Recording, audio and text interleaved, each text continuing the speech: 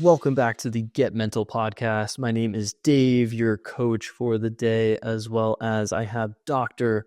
Ford Dyke here today. Dr. Ford, it is amazing to have you. I'm going to give a brief introduction of who you are before we get started.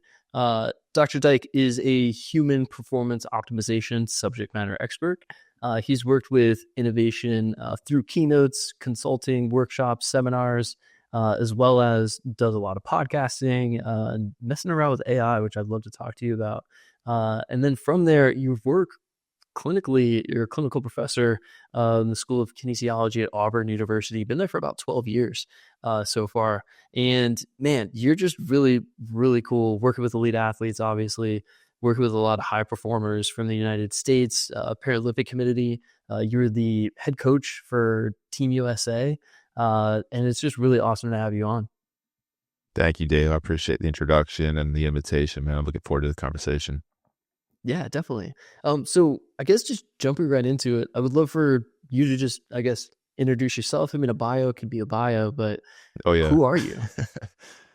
Yeah, well, I'm a human being at the root of it, and I like to make mistakes and learn from those mistakes and continue to challenge myself to reach what I believe is optimal performance. And I don't like to sacrifice health and wellness. So at the end of the day, if I have something to do, or I'm going to have a workout or a good meal or better sleep or more hydration, I'm probably going to wait on that to-do list and focus on the things that actually matter. Heck yeah, man. When it comes to performance optimization and just, I guess, knowing you and who you are, we've been in contact ever since I worked at Calm. The meditation app is when you kind of reached out to me. We had some really cool conversations going on, and I know that you're kind of steeped in this world. I really want to get into talking about your journey, your path towards where you got today. And so I know that you, I think, grew up in the Florida area. Just, I guess, take me to your background, take me to the not so much Dr. Dyke, but the Mr. Ford, all the way back in the day from your childhood, all up into adolescence. And I guess, how did you get to the point that you are today?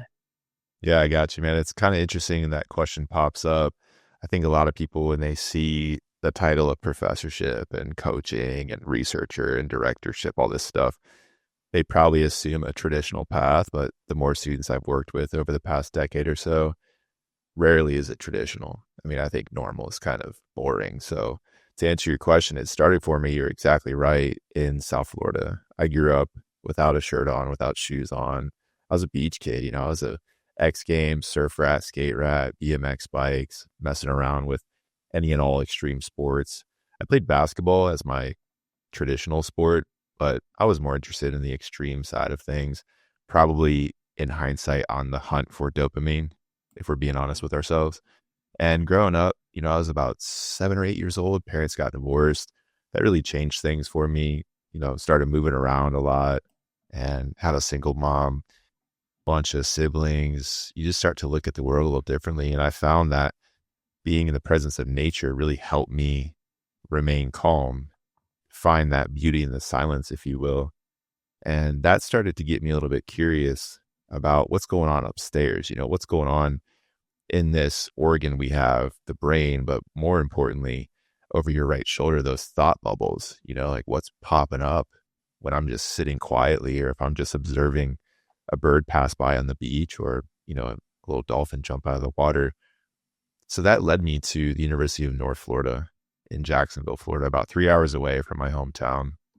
And I studied general psychology, but I was always interested in either the criminology side of forensic psychology or the sport performance elite level side. And ultimately, I didn't really like authority too much. And I heard that you had to go on police and fire and EMT ride-alongs to go into forensic psychology. And I'm like, well, yeah, that's not going to be for me. So I stuck more with performance psychology. And it wasn't until about my senior year, I want to say, I was speaking to a couple professors of mine, asking them, what does it take to become a professor? They made it look really easy. They would come into class. They would kind of just throw water off their hand. They always looked relaxed. It wasn't a 9 to 5. It was more creative. They were interacting, interfacing with students, kind of doing their own thing. It didn't really seem like they had many restrictions. It was very autonomy based. And I thought, man, I could probably do that, get paid to disseminate knowledge and learn as much material as possible and share that with the next generation. But all of them kept telling me, well, you have to go to grad school. You have to go get your PhD. I'm like, oh, that sounds, at 19 years old, that sounds kind of rough. 20, maybe 21. I don't even know. So I was like, I kind of ignored it. And then I took a gap year, returned to my hometown, surfed for about 6 months or so, did some odd jobs, saved up some money, and decided to go back then to the University of North Florida and take some additional courses. I had already graduated, but I took sport and exercise psychology, anatomy, physiology. I started preparing for the GRE, prepping up for my letters of intent, just getting ready to go to this next level of higher education. Ultimately, to make a long story as short as possible, came to Auburn University and I studied kinesiology. And at the time, I had no idea what that word was. I could barely even pronounce it, really.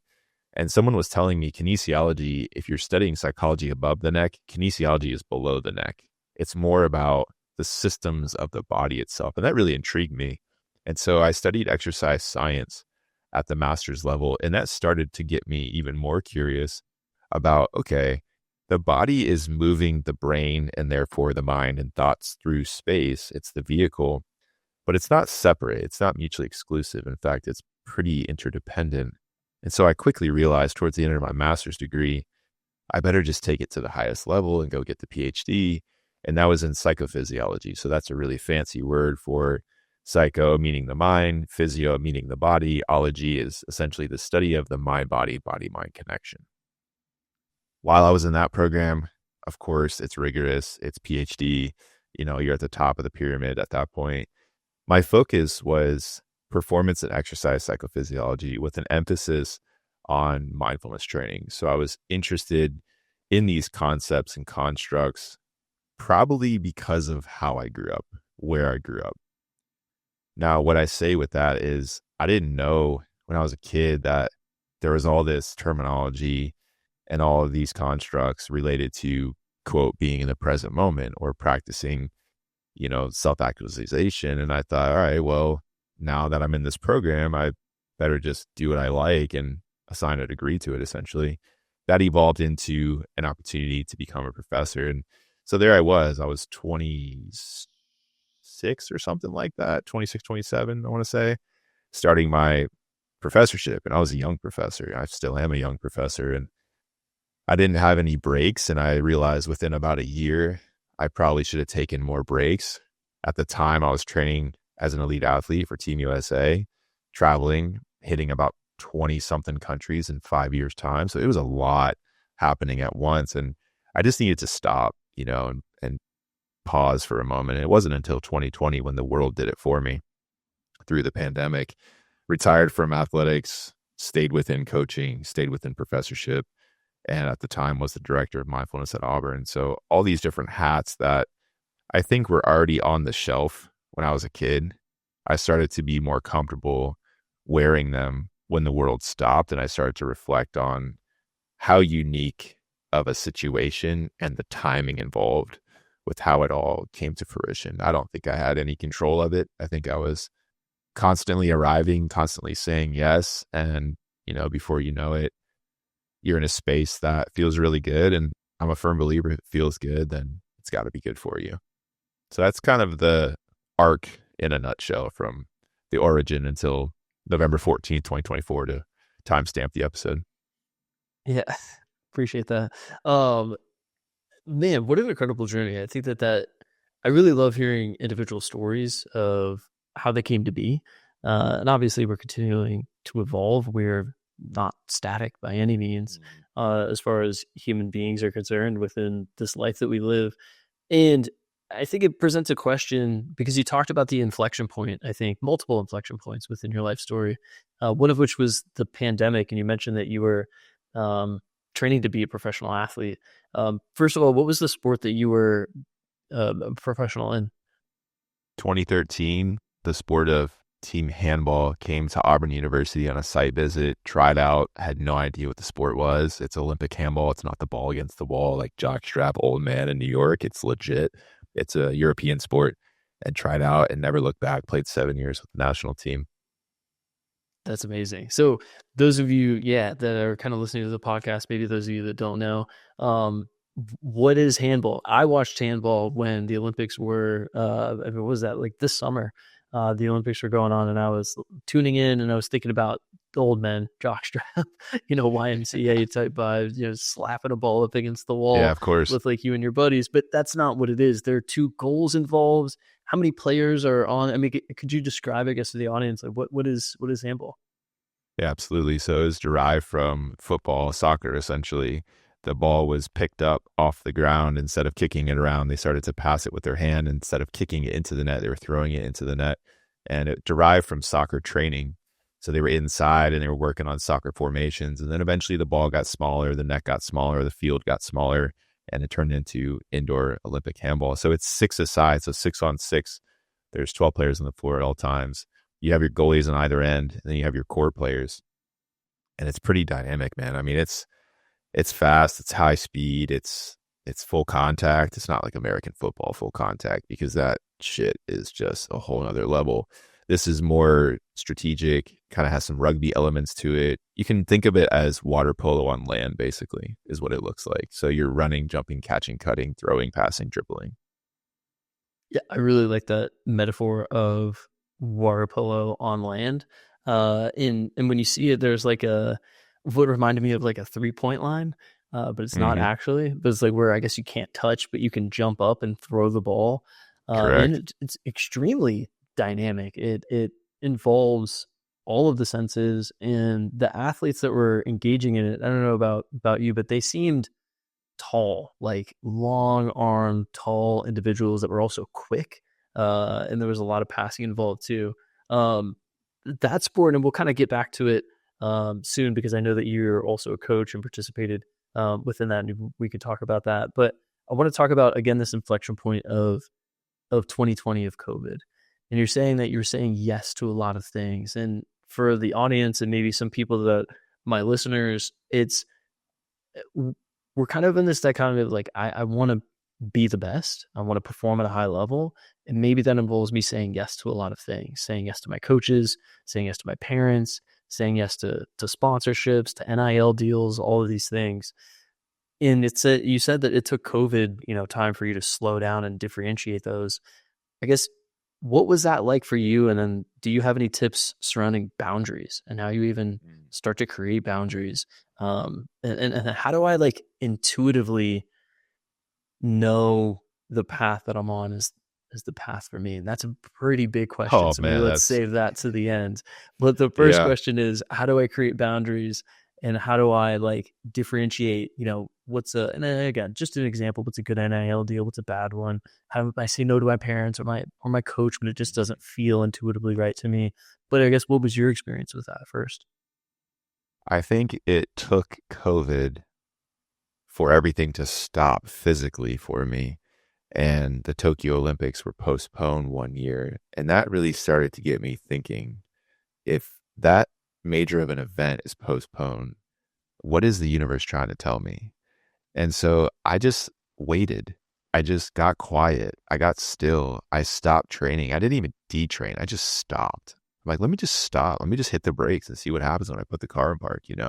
And of course, like a lot of athletes experience, your body starts talking to you and telling you that you've kind of been abusing it, even though you're trying to take care of it and follow all the regimens, of course, at the elite level. Still, man, repetition is repetition.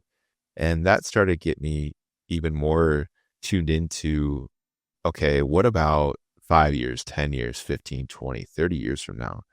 Do I want to be walking around with that limp in the knee and that tightness in the hip? And do I want to be frustrated because I don't feel like I had never reached my potential? And all these things that you see with these old school athletes. And I just said no. I said, the hell with that. I think this is a great opportunity for me to use these experiences and to refocus my attention and give back and really start to dive into coaching.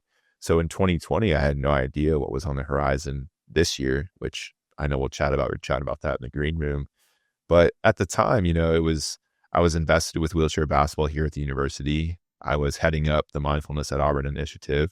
I was teaching full load classes and everything stopped. So something had to give. And for me, it was the physicality of that sport. It's not a joke. It definitely takes years off your life. It puts miles on your body. And I'm no longer certified pre-owned. You know what I mean? I'm definitely a used Ford. And I say that jokingly, but it's also something to think about when you start setting boundaries. It's what I said at the outset. If there's something that I have to do now versus take care of myself and make sure I feel good, 9 times out of 10, I'm going with the latter than the former, because I just think it's so much more important than something on a to-do list. I I think that there's so much wisdom in what you said. And I think that for the youth athletes out there, and even sometimes the coaches, it's kind of this persevere mentality where individuals are saying, hey, there's the obstacle. I mean, there's a good book, The Obstacle is the Way, which the title is a little bit, go read the book, like for individuals that Yep. are listening, because the title is Yep. like, oh, the obstacle is the way. I got to take this stuff head on. I got to be David Goggins about it, right? Like, but when you read the book, you're kind of like, oh, actually, yeah, the obstacle is the way, but the way that you approach the obstacle, the way that you deal with the obstacle, the things that you may be saying no to versus saying yes to, all of that matters as well. So I think that within what you're saying, how do I know when to, and I know that this is a highly individualistic question, but for you personally, how did you know when to keep pushing versus, I got to slow down? I think it was the reverse order. I didn't know that I knew because of, being aware of your own awareness. I didn't pay attention to it in grad school. I didn't pay attention to it training for Team USA. And those two things were happening at the same time. It was my life. When you're in grad school, you're kind of in this alternate universe. And when you train and compete for a national team, you're also in an alternate universe. You're not really in the real world, man. Like it's like a whole nother space and time. It was what it feels like. And until you stop and take a moment, remove yourself from it and look back into it, I think that becomes more informative. And you start to realize that what you were doing was not sustainable. When I say you, I'm talking about myself. I'm not trying to tell anyone else what to do. I'm just saying this is what I was feeling. This is what I was going through. And when you're up at 5:30 in the morning, Monday, Wednesday, Friday, and you're going to weights for 2 hours. And then after that, you're in classes and then you're teaching and then you're doing research and you go home for a 20, 30-minute nap, you refuel, and then you're back at practice for 2 hours. And you do that 5 years, 6 years, 7 years in a row. I mean, man, like it definitely starts to get you to think a little bit differently as far as what's on the horizon for me and what's important to me and what's important to my family and my friends, and how do I want to start to move forward into this next chapter of my life. And at the time, I was knocking on the big 3-0 and I thought, all right, maybe let me think about what my next decade will look like. And so it was just a lot of time being quiet and still and letting those thoughts come to me. No different than when my parents were divorced or when I went through other life experiences as a kid. I just now was armed with the right tools to help me through that process a little bit more, then to become a little bit more aware and a little bit more intuitive.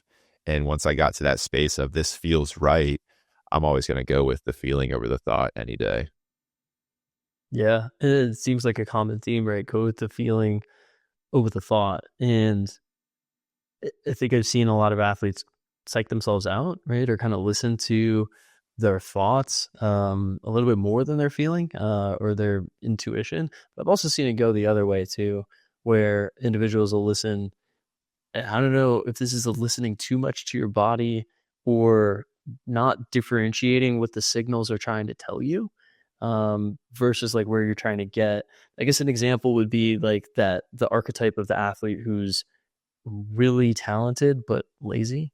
And I think that that's kind of an interesting thing. Like, oh, I don't want to do it. Oh, it hurts. I don't want to do another 400 or an 800, like talking about track and field or I ran track. Yep. So it's Yep. like, but I'm sitting there looking at them and I'm like, dude, if I was as fast as you, I would be running laps around these people, right? I'd be training That's my right. butt off. So I don't know. I think that like, as with anything in life, there is a balance. And I think that when it comes to high performance, where where is that balance for you? This balance of striving versus non-striving.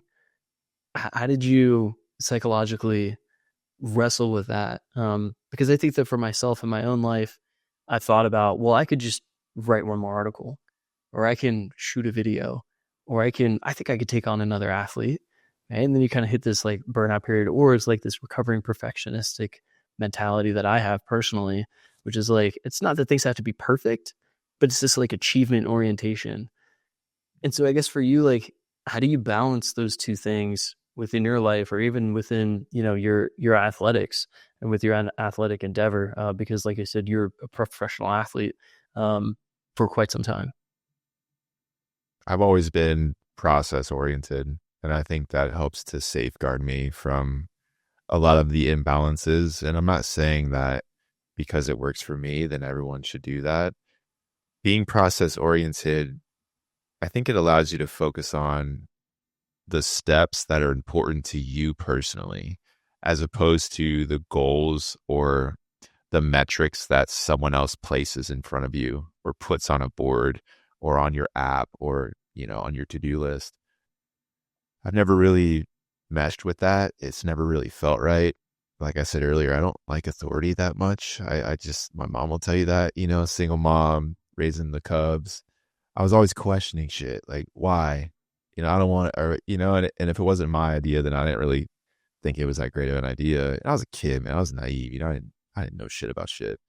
And then by the time you start to get these life experiences and you start to observe more and ask questions, as opposed to just think you know what is happening, it becomes pretty informative, and you can start to see the trajectory that you're looking to build.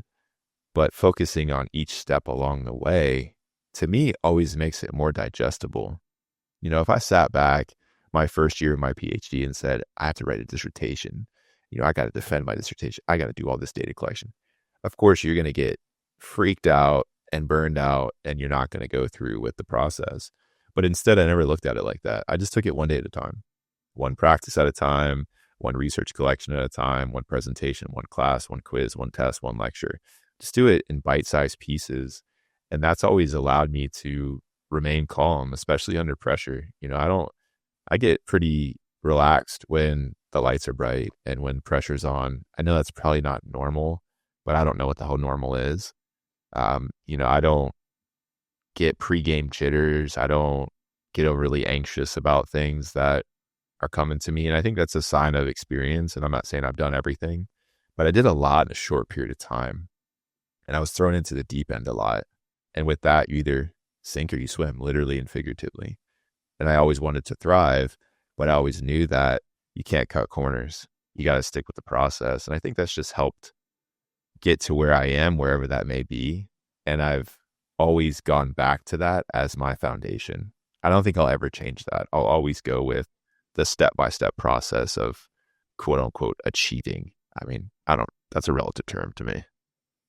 Yeah, I love that. So just, it seems that like the more that I'm talking to you, the more that you can, and maybe other people can hear some of the philosophies that you live by, right? This like very solid identity piece in who you are, and that unshakable foundation, it seems, has allowed you to thrive in these certain situations in which maybe other individuals may feel more uncomfortable. Maybe they feel a little bit more apprehensive or fully anxious with where they are. I know that you're a coach, and I want to kind of transition into some of the Paralympic things that you're doing. First of all, I guess talk to me about like your coaching, how that went, and how you, I guess, got involved with the Paralympic athletes, especially in handball. Yeah, so this is kind of a wild ride, man, to be honest. It started in 2012 when I came to Auburn University, and it's all just random, Dave. I swear. Like when you look back and you think about these things, you're like, how the heck? So in 2012, I show up at Auburn. I needed a graduate assistantship because I couldn't afford grad school out of state. It's so expensive. And I just so happened to walk on campus, and I was interviewing with a couple of the professors, and they looked at me and they said, do you have any experience with individuals with disability? And I said, yes and no. Like I kind of, sort of, but not anything hands-on. And they say, well, why don't you just come back tonight and join us for the adapted fitness program. And I thought, adapted, the word sounds cool. Fitness, I'm all about it. Program, let's do it. And I showed up, and I'm at the time 23 years old, first year master student, 2012. I think that's right. Either way, it doesn't matter. And I start with the program, and in come all the participants, and there's individuals that have spinal cord injury, there's congenital disability, there's all forms and fashions of disability. And I thought, this is really unique, like this is not normal. And I don't like shit that's normal. I think it's boring. I think normal is just like a snooze fest. So I immediately gained interest in this program. And then it was about 2 or 3 weeks after that, in comes a younger individual, and I looked at him. I thought, he's got to be an athlete. He was coming in. He had a cane. His arms are jacked. I'm like, that dude's an athlete. There's no way he's not. I don't know what he plays. And mind you, I had no experience at all with adapted sports in 2012. And he's kind of like looking at me. He's kind of grilling me a little bit. I'm like, oh man, like this dude, like he's kind of, giving me the side eye. He comes up to me at the very end. He's introduced himself. He said, I'm Jared Rem. I'm the first adapted tennis player here at Auburn. I also am the player coach for the adapted wheelchair basketball team. Do you want to be a strength conditioning coach for us for this season? And I said, yes, because at the time I didn't say no to anything. And so he said, all right, this is Friday night. He said, all right, practice starts Monday. Be there at 6, no later than 6. I'm like, oh shit, 6 a.m. Like that's kind of crazy. My classes didn't start till 8 a.m. So I started with them. No idea what I was doing, but I paid attention. I asked questions, and I just observed as much as possible. And I thought, if this works with able body, why can't it work with adapted? I mean, you're just adapting the principles. And so that went through all the way to 2016. 2016, head coach Rob Taylor, he is the most renowned head coach in Team USA wheelchair basketball. He just got back from Paris with gold, 3P, like his resume, his accolades. It's absolutely insane. I was delivering a mindfulness presentation at the human resources department, and I see this gentleman come in. He's got a blue Auburn polo on. It's tucked into a pair of khakis with a belt, and he's got a pen in his polo. I'm like, that's a head coach. I don't know what team, but that's definitely a head coach. It's not an academic. And he's kind of looking at me the whole time. I'm doing my presentation. He comes up to me afterwards, and he said, hey, I'm head coach Rob Taylor. I'm the new head coach for wheelchair basketball. I would love for you to start integrating some of these principles like respiration, hydration, nutrition, movement, recovery, etc., with the team. Are you interested? I said, yeah, for sure. This past year in 16 to 17, I'm going into my dissertation, coach, but in 17, I could definitely get into a larger role. He's like, well, I'll tell you what, for the next year, just come in, do some presentations, kind of acclimate yourself with the team so I can get to know you, etc. So that was the first year. And then by the second year, I'm doing from the stadium sideline, observing, giving him feedback behind the scenes. And then 2018 rolls around. He wants me on the sideline. Then 2019, I'm interfacing with more athletes. Then 2020, bang, COVID hits, but we're still on the road. And then 21, I'm now traveling full time. And I've been traveling full time as the performance coach for that team. So I was aware of wheelchair basketball, of course, from 12 all the way up until last year, 2023. My phone rings, and this is where Team USA handball starts to merge my life, basically. So I told you before, I started handball in 2013. 2012, I started wheelchair basketball. I always thought, Dave, that those worlds would always be separate.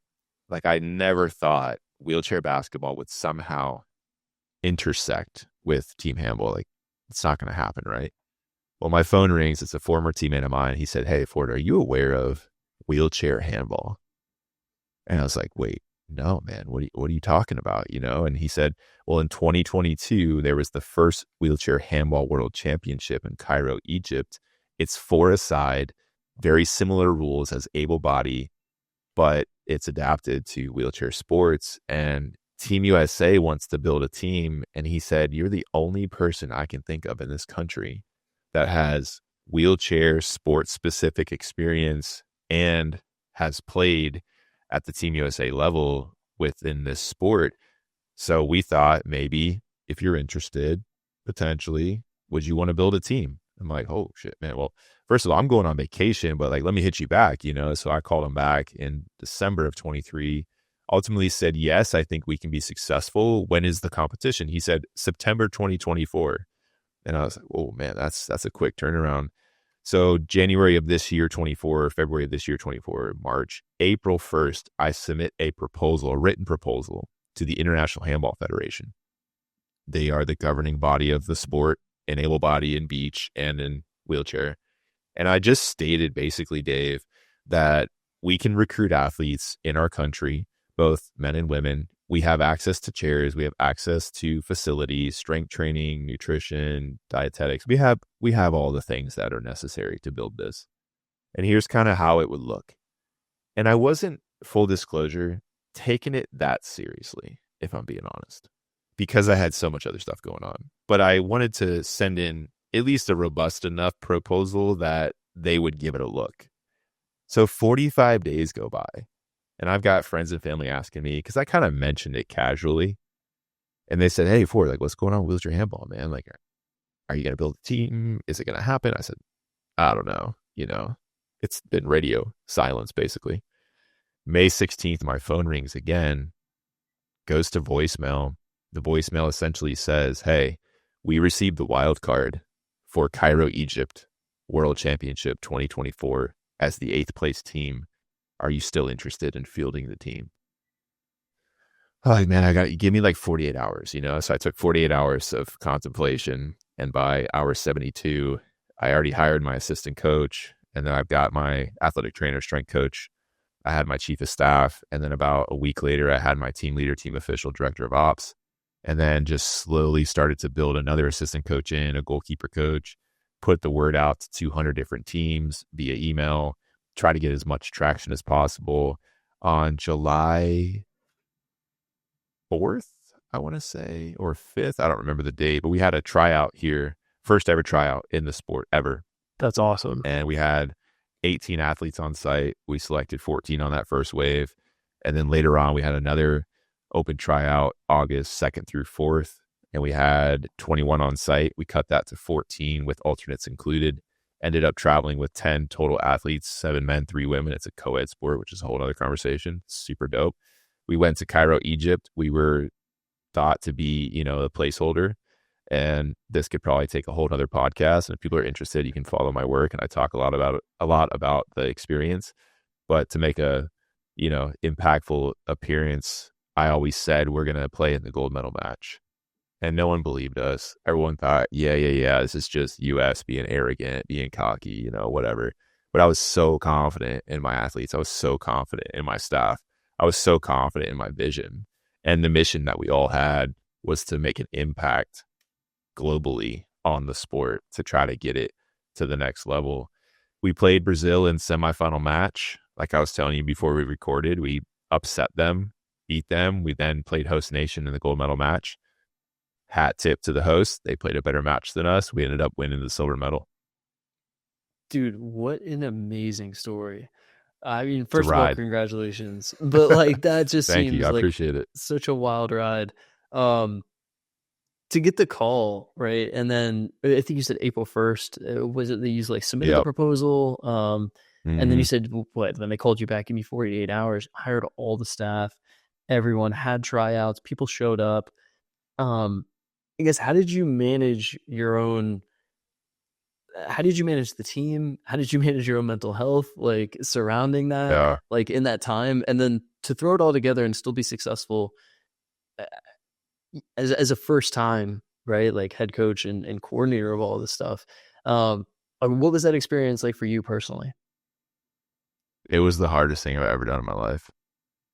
I mean, without question. They made my PhD look like a walk in the park, and that was not an easy process, to say the least. It made traveling and training as an elite athlete look like a walk in the park, and that by no means was an easy process. It was the hardest thing I've ever done because of the volume of work that needed to happen in order to get a group of 16, so 10 athletes plus 6 staff members, with myself included, to and from Egypt safely. That was always my premise, is we want to do this safely. We want to do this professionally. We want to build a culture of excellence. And I think it started, to answer your question, with having the right staff around me. I mean, the best leaders in the world, they know who to surround themselves with. And I never wanted to surround myself with somebody that wasn't going to compliment me and me compliment them. And I knew right away who I needed to contact. And they all said yes, thankfully. Not one of them said, "You're crazy. You should not do this. You have so much other stuff going on." Even my supervisor at Auburn University, thank God, man, Dr. Mary Brudisil, she's like, "Absolutely, you should definitely do this." And it was summertime. And I don't think, Dave, if it happened in any other semester window, like a fall or a spring, it would have been physically, psychologically, emotionally, spiritually, cognitively possible for that to happen. So all the stars aligned perfectly. And your question about how did I safeguard myself? How did I maintain a sense of health and wellness?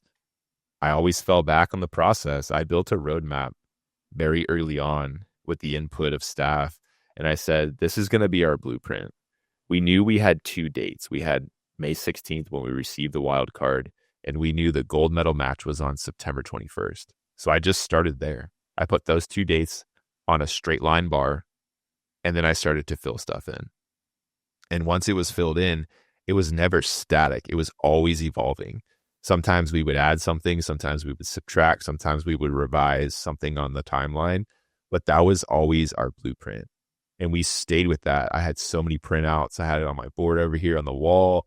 I had it on digitized screens. I had it handwritten over here. I took it with me in my bag to airports. I was always thinking about it, processing what it would be like, and sitting with it, sitting with what is this journey going to be? Because I've never experienced something like this, ever been in charge of, 16 self-included, getting on an international aircraft, traveling, being responsible, game planning, in-game situation, pre-game situation, post-game situation, press conference, all the crazy madness that goes into that, being the head coach, right? Everybody wants to talk to you. Everybody wants your time. Everybody wants your battery, your bandwidth.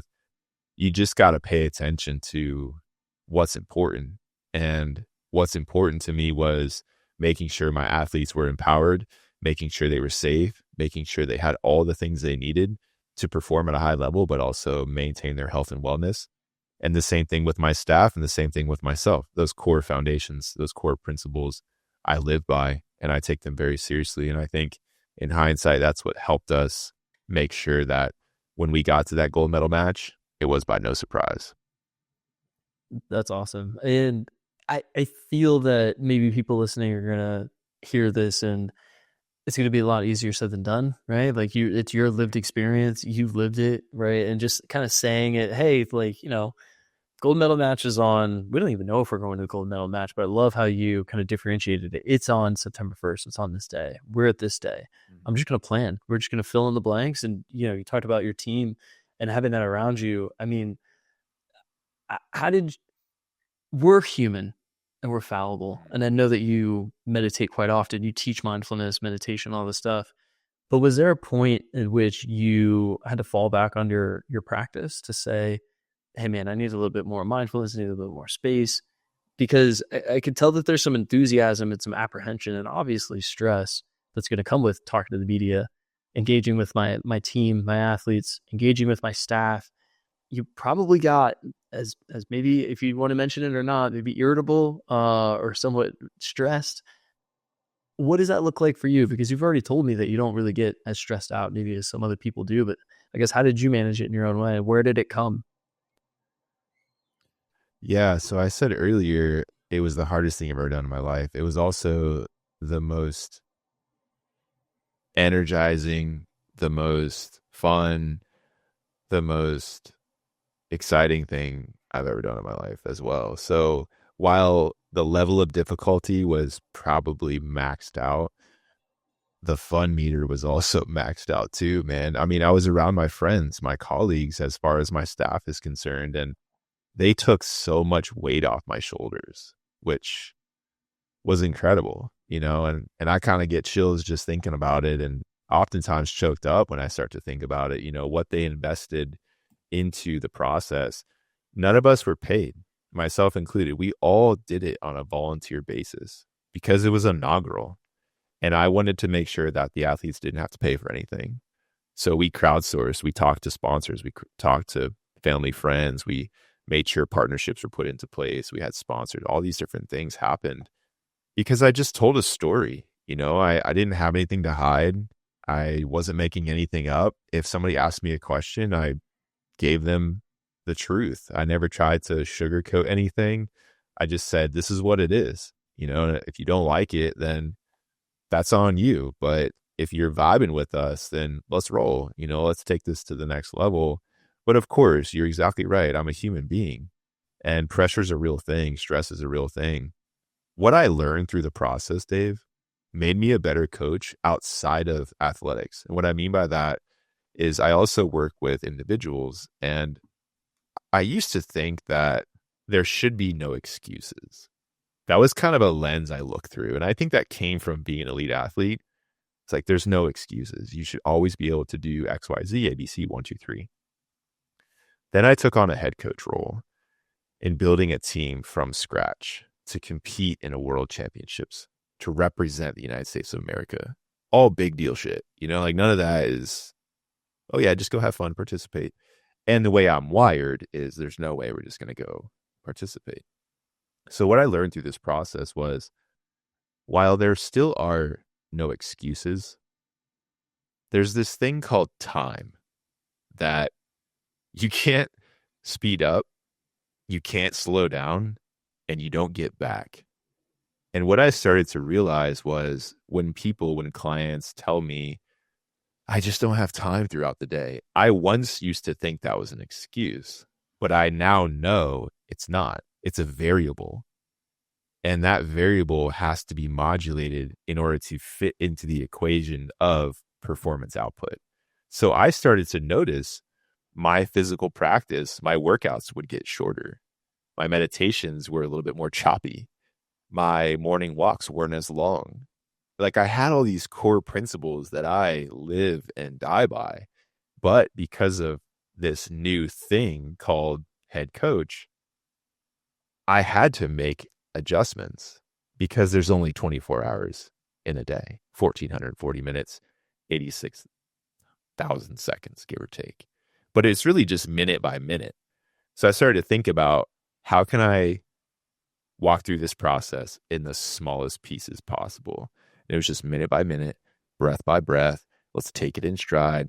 Crazy shit's going to happen. I'm going to get phone calls and emails, and I'm going to get on Zoom meetings, and people are going to say some stuff that is just going to fly me off the handle. But at the end of the day, when you're in charge, you got to maintain a sense of equanimity, calmness, control. Because if not, everyone around you is going to feel it, and they're going to be disrupted.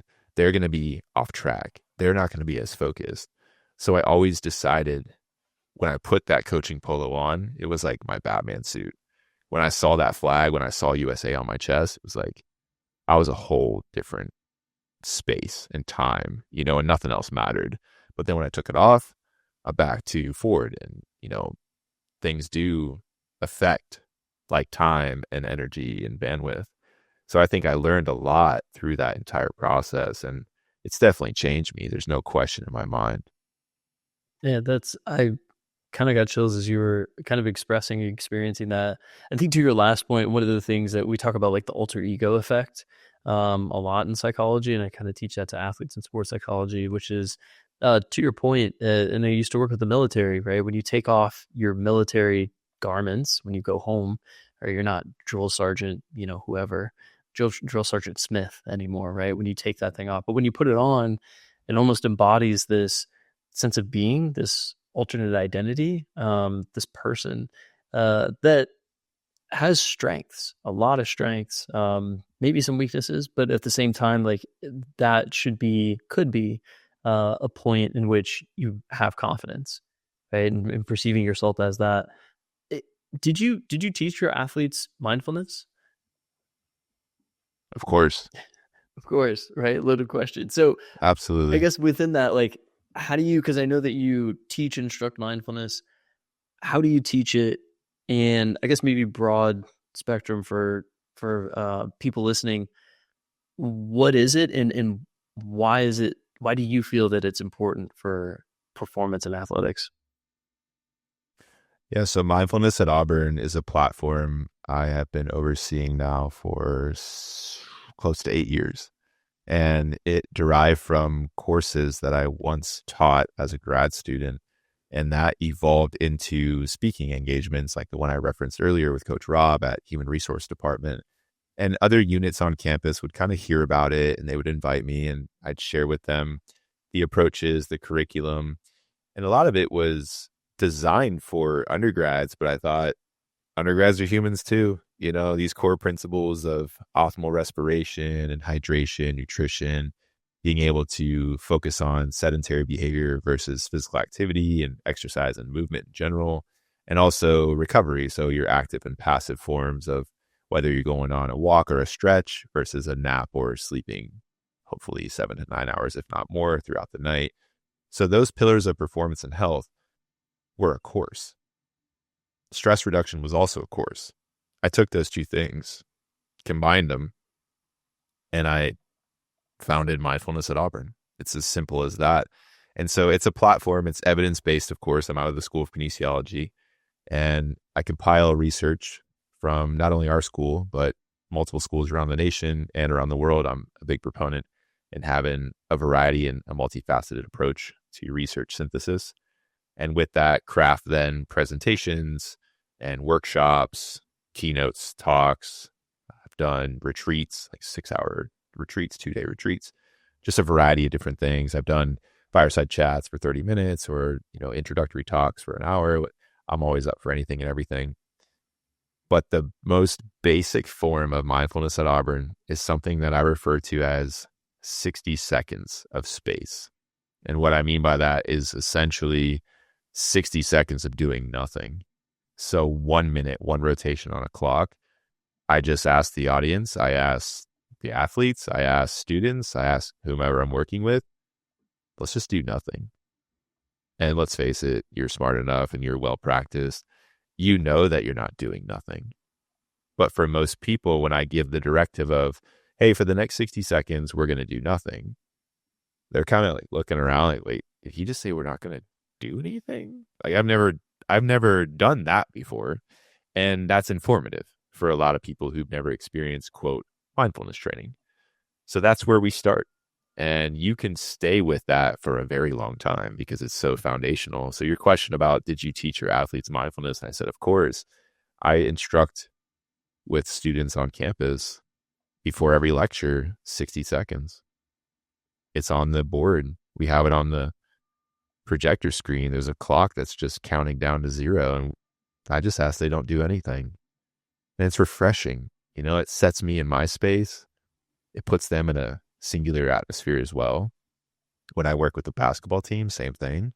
And I thought, I got to stay true to myself. Just because I've got, red, white, and blue on my back doesn't mean I'm not going to do this. And it's funny you asked the question. My mom asked me it a while back. She's like, son, are you going to incorporate? I said, yeah, mom, of course. I'll let it bleed into it. So our first tryout, our first training camp, I started off, I said, before you guys get into this, and some of you know me, some of them were aware of my name, some of them have kind of seen me around the adaptive sports space, but never as a head coach, of course. I said, you'll start to learn my methodologies. And one big one for me is beauty in the silence. And I could just see everyone kind of looking at me like, what is he talking about? So I said, for the next 60 seconds, we're not going to do anything because we have a lot to do today, but we're going to start by doing nothing. And of course, there's some athletes fidgeting. There's athletes like looking around. There's athletes like trying to close their eyes and breathe. There's other athletes like, what's the point of this? But you just have to let that go. You can't judge it. You can't try to change anything or control anything. You just have to be, or at least that's how I approach it. And then that eventually got into the next layer of, before every session I would start it, whether it was on a Zoom call. We were decentralized training. So I'd have 20-something athletes come in on a Zoom. I would start with just 60 seconds of doing nothing. And then back on site, I would do the same thing before meetings, before film sessions, before the training session. We're going to start with 60 seconds. So every pregame, of course, incorporated that. Every practice, we incorporated that. But I always did it organically. I never wanted to make it rigid and structured to where people could expect or anticipate what was about to happen. I always try to keep everyone kind of wondering. So it would maybe be 10 minutes before a film session, or it would be 25 minutes before the game started, or it would be sometimes after we broke down a meeting just to allow them 60 seconds of space and time to tune in to what it is to be a human being. Just sitting in the silence, I know that can bring up a lot of emotions, thoughts, feelings, self-judgment. This like self-referential system in our brain is kind of going haywire, analyzing, judging.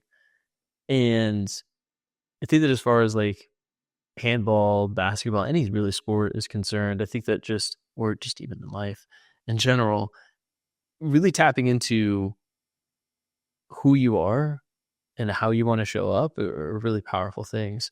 I think the things that you're saying, just to be more specific, is like there are different practices of meditation. Mindfulness being this kind of observance, correct me if I'm wrong here, of your thoughts, physical state, etc. And if there is an etc., thoughts, physical states, emotions, being, environment. Probably some dimension out there, yeah. There may be other stuff, yeah, besides thoughts, feelings, and just environment. Yeah, broad categories there. And then there are other forms of meditation as well. I guess, like, what did that give your athletes besides calm? Because I think that, like, just thinking about decreasing anxiety is this kind of this, like, quote, obvious thing, even though I don't think that's that obvious, to be completely transparent with you. But I guess, like, what besides relaxation do you think that it was giving them, or maybe even anecdotally, what did they say that it was giving them? I never asked. Okay. The researcher in me just wanted to know. Yeah, no, I love this question because I don't even think I thought to ask. Because going back to the comment I made about when I put the coaching polo on, the professorship was gone. The directorship of Mindfulness Auburn was gone.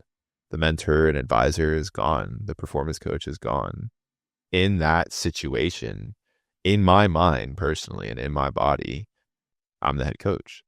So I'm in a completely different role. Now, obviously, I'm not removing myself from the experience of being the head coach. All of those other pieces to the puzzle were coming and intersecting into that world championship. But with that all being said, I was practicing the 60 seconds of space a lot of the times for myself and my staff and the athletes, but for the entire unit as a whole, to ensure that we were all on the same page, no matter what. No matter what was happening, we knew that we had a sense of continuity, a sense of calmness, a sense of centeredness that we could always come back to. And that 60 seconds is a powerful space to be in. And no matter what's going on the scoreboard, no matter what's going on in the stands or the media or the cameras or the bus ride or the equipment or the chow hall or your residence or whatever is going on around you, that's just noise. You can find your signal by being quiet, by being still. And I think that's a really, really powerful place to be in as an elite athlete. And I practiced that as an athlete, but it wasn't until I went on the other side of the ropes and looked back at the mirror and I thought, damn, this was even more powerful than I once thought.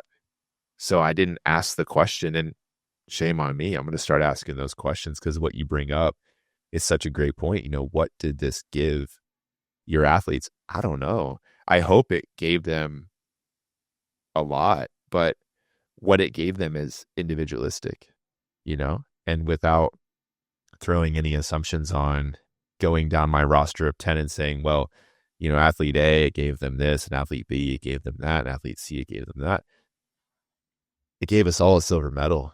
You know, I think if you want to summarize it that way, and that's something that I'm extremely proud of, not just the performance, but what those athletes were able to do in such a short period of time was so special, man. And inaugural is another word for first ever. And when you look at the first ever laundry list, it was the first ever time that they experienced 60 seconds, but also it was the first ever time that the sport of wheelchair handball existed in our country and we medaled at the world championship level. So maybe, just maybe, those 60 seconds were one piece of the whole puzzle combined to be that successful. Yeah, man, I love that.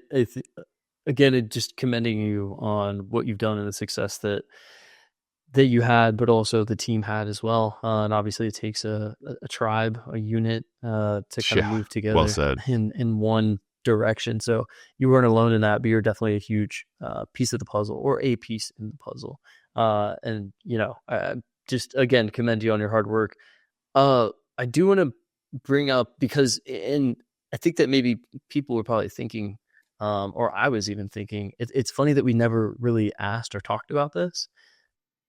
But it's one thing to coach basketball. It's one thing to coach handball. I think it's another thing to coach wheelchair basketball, wheelchair handball, and the stories of Ooh. resilience that are also there. It's from like a mindset standpoint, and from a, again, resiliency standpoint. I guess if you were to speculate on how the mindset of the individuals coming into this, they knew that they had to be resilient with the time frame, right, that they had to go into. But even before that, they're being highly resilient, adaptable, overcoming with confidence, and all these other mental skills that we kind of talk about.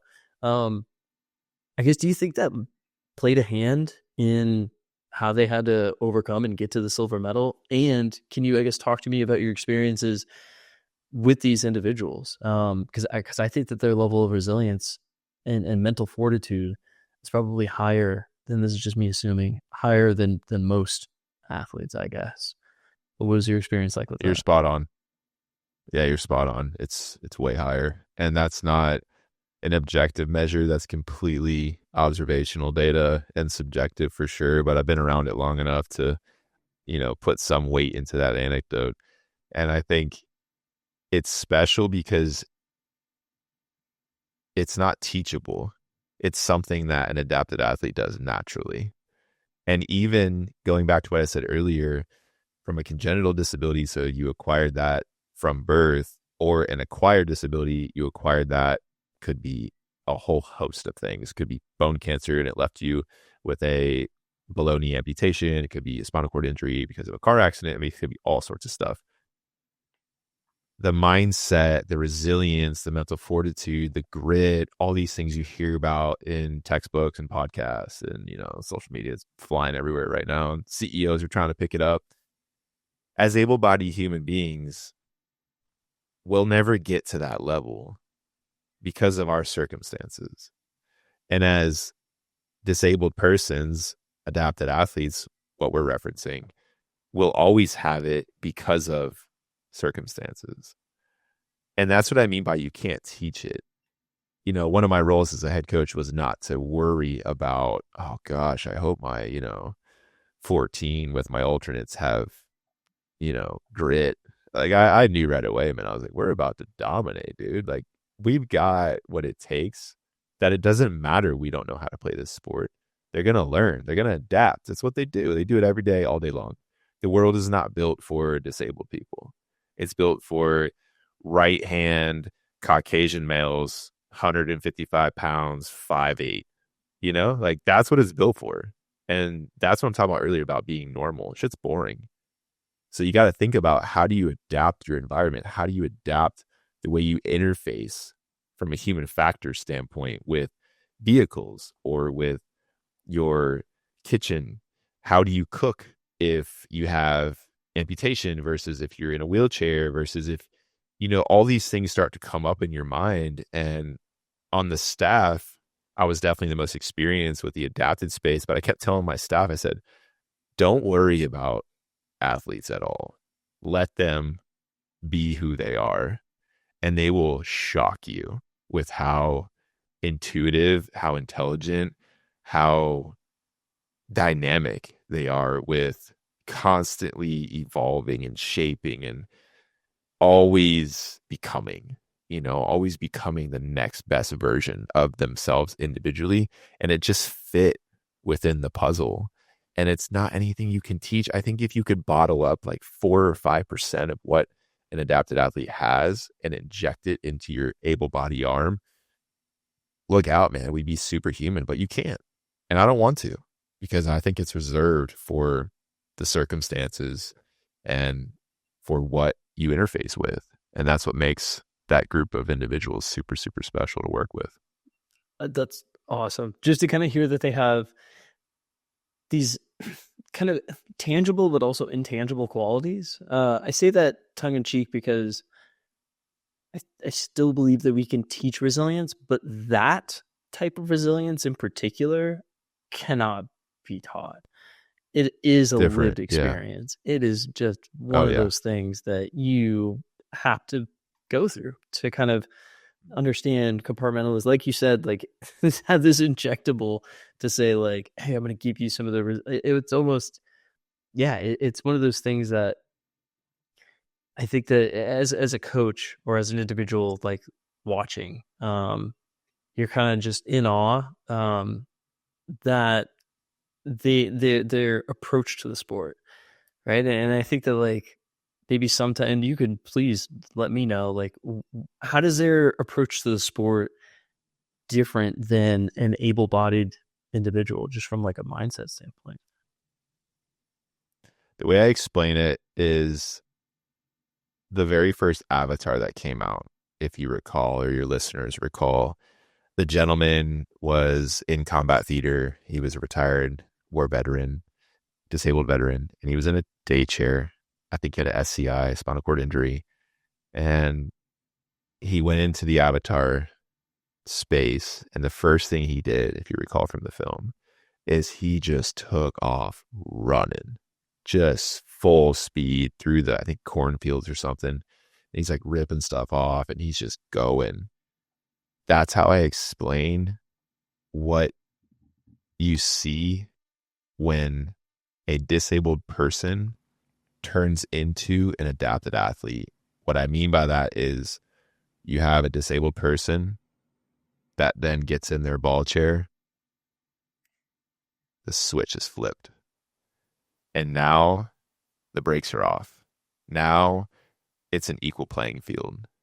Now you're in their world when you're inside those lines because it's an adapted sport. It's a wheelchair sport. It's not able body. The legs, the lower extremity are not being relied on.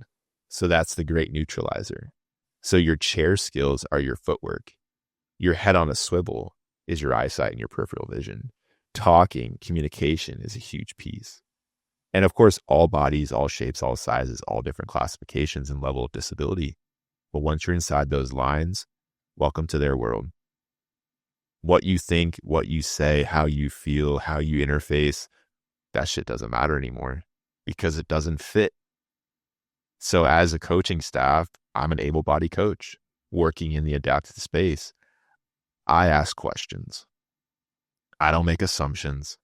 I always get athlete feedback. I want to make sure what we're trying to translate and interpret then into adapted sport is making sense. They're picking up what we're putting down. But also, I don't run it like a dictatorship.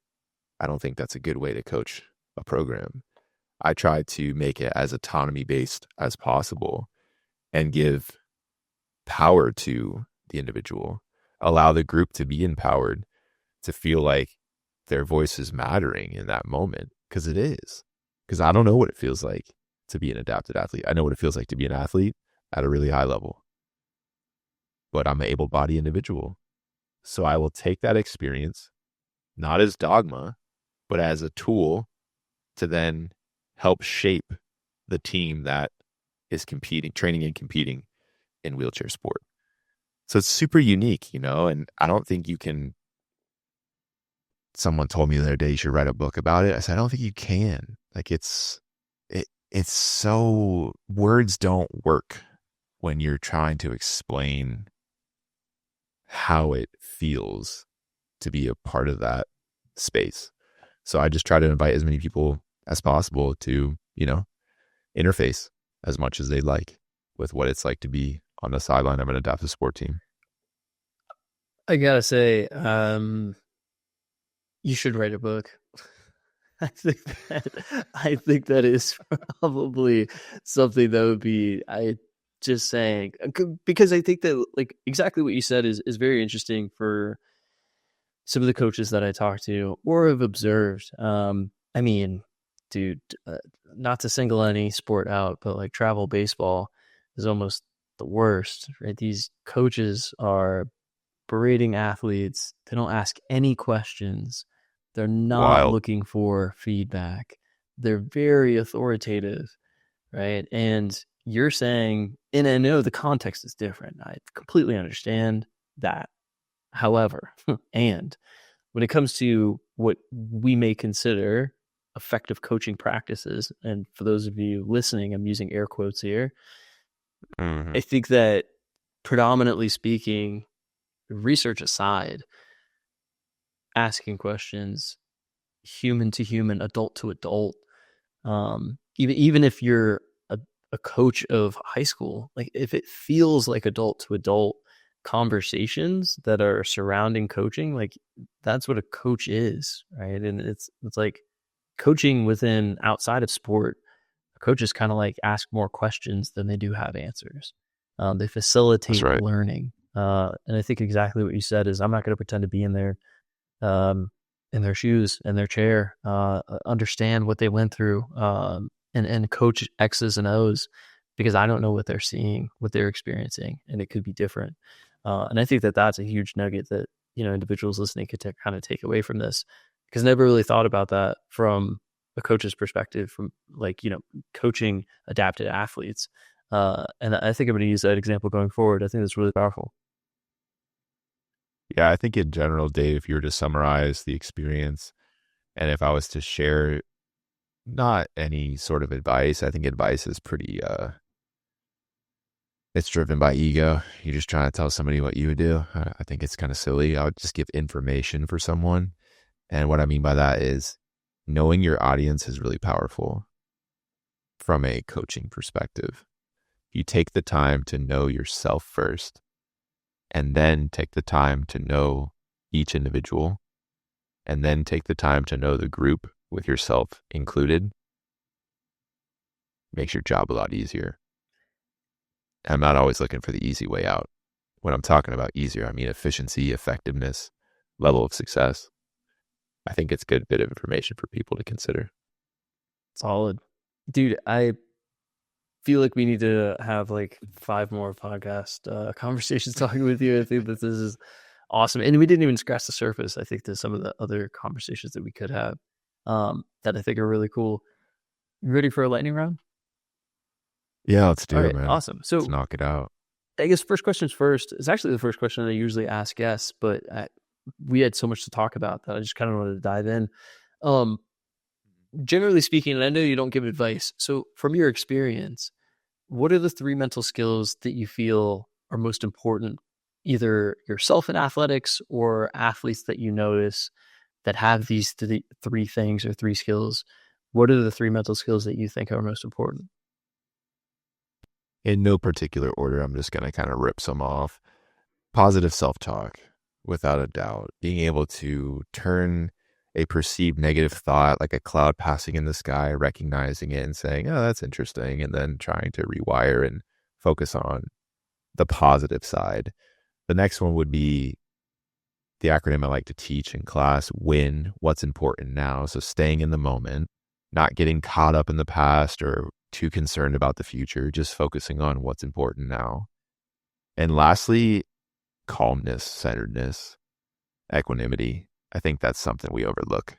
I think when we are able to be calm, things slow down. And when things are slowing down in high pressure situations, you can make a much more clear and therefore effective decision. Love it. Equanimity is one of those things that I also think that is overlooked, um, especially when we talk about mental skills. So again, positive self-talk, um, equanimity, obviously, and then what's important now, right? And kind of grounding ourselves in that now. Um, what's your favorite food? Oh man, come on. That's a loaded one. Oh gosh, I will destroy crunchy tacos, homemade tacos. I'll destroy homemade pizza, homemade sushi, homemade smoothie bowl. Like, dude, I love food, man. I'm a retired athlete. I still train. like I am competing, but I'm not. But yeah, I love food. This food is incredible. Pasta and everything, man. Yeah, I just tear it up. If it's clean and it washes off the plate with water, it's for me. I was gonna say, I know that like as a kinesiologist as well as like just knowing you, I know that you tend to eat clean, and so I was gonna say there's no way he's ordering Papa John's or something like that. But No, hell what's no. the No, homemade, what's the homemade. last thing that you made homemade that you thought was like, mwah, like chef's kiss? Like this was really good. Oh, I say it every time I make something. I made a sandwich the other day. I was like, this is a sandwich of a lifetime. It was like a pot roast that I had left over, and I was like shaving it down, putting it on a ciabatta bun with some uh, chipotle mayo and lettuce, tomato, onion. It's like a OG sandwich, you know. It had some sweet potato fries on the side and probably an IPA. I don't know, you know, like just keeping it real. Fire. Absolute fire. I love that. Yeah, it's I good. know the answer to this question, kind of, but I'm not going to walk in with any preconceived notions. When you're frustrated, what do you do?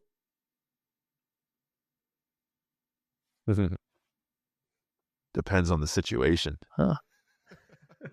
And what I mean by that, more specifically, is the Hmm. environment. What I've realized the past couple of years is when I'm in my safe space, when I'm in mostly my house, that's when I can just be, you know, I can just be raw.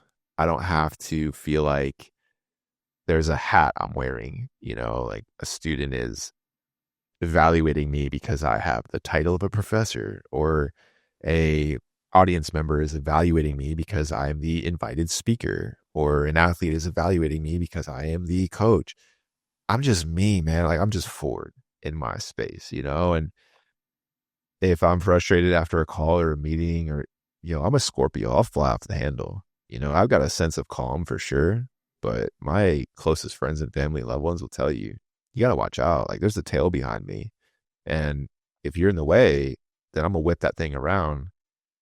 But it's because I feel safe, and I feel loved, and I feel held, and I can just do that and know that there are not going to be repercussions necessarily, because it's my way of releasing that tension, that frustration.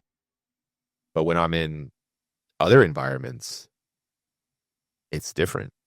You know, I don't think I really get frustrated, honestly, unless I'm driving through Atlanta on the way to the airport and people are not driving. They're doing so many other things that they call driving. That can be frustrating. And so, you know, have some few choice words, maybe get around somebody quickly, you know, but the vehicles are tinted dark enough to where you can't see me. So whatever, move on, you know, put them in the rearview mirror and take off.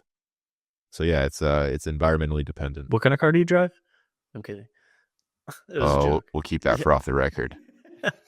We'll be on the lookout for Yeah. that. What's your license Yeah. plate? Oh no, I drive on the 405 also in Los Angeles. I can definitely Oh understand gosh, exactly what you're man. Yeah. saying. It's, Um, as oof. well as Yeah, it's crazy. the different hats thing. I think that's a really like interesting perspective surrounding that. Just thanking you for being candid and vulnerable. I think that it's something that all of us as human beings experience. And I think that we Mm-hmm. would be lying to ourselves if we said that we weren't different. We were always the same in every single environment or circumstance. That's a lie. And it sometimes, we already talked about it, it's adaptive to be that person.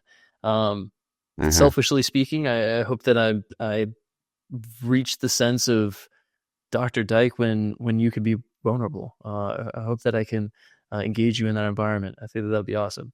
All right, last question, lightning round. What's an underestimated part of your routine, if you have one? Underestimated. So there would probably be some bias in my response, right? Underestimated part of my routine. Oh man, straight up, craft coffee. I am so down the wormhole of V60s and fellow pour overs, and just it's kind of a bit much, but I love the conversation centered around single origin craft coffee. And that is a big part of my routine. But I think it's more of a practice than a routine, because routine sounds a little bit too rigid for me. I could have guessed that would be your So yeah, I like response practice. since you hate rules. Yeah. And well, Well, hate's a strong a word. strong I word. just try to bend them as much as possible. Like, oh, where's the rule? Oh, it's right there. What if I'll go dot around the dot other dot? side. Yeah. Yeah, let's try this way. Yeah. Craft coffee. I absolutely love that. I went to Auckland, New Zealand, and I was in Oh, Perth and sick. Melbourne, and they don't even. Oof. Quick story. Starbucks failed in those locations because their coffee is Good, so good. And they good. have just like these mom and pop shop, like been in the family for a while. The son works as a barista. Like you would Love have it. you been? You would absolutely love it. I've been to Sydney for the Power Soccer World Cup this last year and had some really good craft coffee there. But, it's tournament play, so you're kind of confined to a certain area, and then you're back on the plane 17 hours home. So Yeah. didn't get to explore too much, but plans are to go back for Oh, sure. that's awesome. Dude, well, I'll have to get a cup of Joe with you, some craft coffee. You'll have to give me some Oh, for recommendations. sure. Definitely, because some of the things that you were talking about, I was like, what is that? What does that even mean? I need to be put on. Yeah, I'll send you some links. I got you. I'll bombard your inbox with craft coffee suggestions. Don't I worry. welcome it. I don't know if my wallet will welcome it or my bank account, but I welcome it No, no, definitely. no. It doesn't have. You don't have to be going too Okay. crazy. You can do it within reason. All right. For sure. Awesome. Balling on a budget is what I say. I live by that, man. When you mentioned student loans Yeah, earlier, I no was doubt. like, oof, yeah, don't remind me. That's a real thing. That's That's a real. real thing. Dude, Dr. Dyke, Mr. Ford, thank you so much. I appreciate you being on the podcast and just kind of sharing your experience, your expertise. Thank you for everything that you've done for the Paralympics, for individuals that aren't able-bodied, being there, being present, and being a leader. I mean, if there's one thing that I took from this conversation, it's just leading with humility, but also understanding the humility but humbleness that you conduct yourself with. I love that, and there's a complete absence of ego. So I don't know how you deal with praise. I know I don't deal with praise that much. I'm trying to work on it, but I see you, and thank you for everything you've done. The pleasure is mine, Dave, man. I love platforms, and I love what you're doing with Heart and Minds. I think it's really cool, and anytime get an opportunity to share some information with people is always a good time. So thanks for having me on, and we'll definitely be in touch. Awesome. Thank you, man. If there's any place that you can catch Dr. Ford, Dr. Dyke, it is on LinkedIn. So just search Ford Dyke, PhD on LinkedIn, as well as he does have a website. It is FordDyke, DYKE.com. Search him up and connect. Dr. Ford, thank you Please do. for coming on. Yeah. I'm not shy, man. I'll send people messages. I don't mind at all. People send me messages all the time. So back to coffee, I'm always down for a virtual coffee as well. So anybody listening, any of your followers, any of your audience, feel free to reach out if you have any questions or comments. And if I can't answer it, I'll just feed it back to Dave and we'll go from there. Love it. Take care of yourself. Have a good day.